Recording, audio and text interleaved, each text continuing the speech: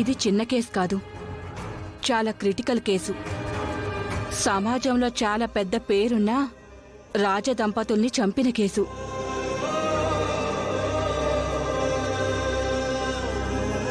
నలభై 48 గంటల్లోపు మీరు కోర్టులో పిటిషన్ వేసి బెయిల్కి అప్లై చేయలేదనుకో, మీ నాన్నకి బెయిల్ ఇచ్చేవాళ్లే ఉండరు. నాన్ బెయిలబుల్ కేసు కింద కేసు ఫైల్ అవుతుంది. మరిప్పుడు ఎలా? ఏం చేయాలి ఇప్పుడు? మా నాన్నని ఎలా కాపాడుకోవాలి? ఇక్కడికొచ్చి ఏడవడం కాదు, ఎవరైనా మంచి లాయర్ని చూసుకో. మీ నాన్నని బయటకు తీసుకురావడానికి బయట ప్రయత్నించు. నీ అదృష్టం బావుండి మంచి లాయర్ దొరికాడంటే మీ నాన్న బయటకొస్తాడు, లేదా శిక్ష పడక తప్పదు.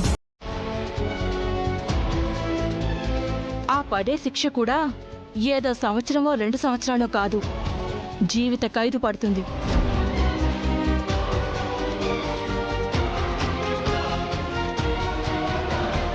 మా నాన్న ఏ తప్పు చేయలేదండి.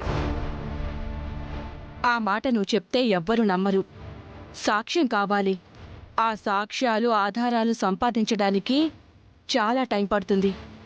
ముందు వెళ్ళి ఒక మంచి లాయర్ని మాట్లాడుకో. మీ నాన్న బెయిల్ మీద బయటకొస్తాడు. ఆ తర్వాత ఏం చెయ్యాలో అప్పుడు ఆలోచించుకోవచ్చు. అంతేకాని ఇక్కడికొచ్చి ఏడుస్తూ కూర్చుంటే పనులవ్వవు. వెళ్ళి ఆ పని చూడు.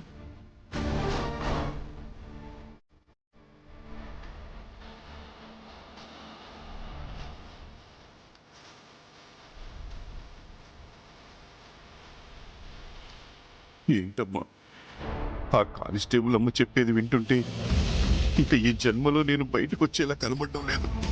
ఆహా, నేనున్నాను కదా నాన్న.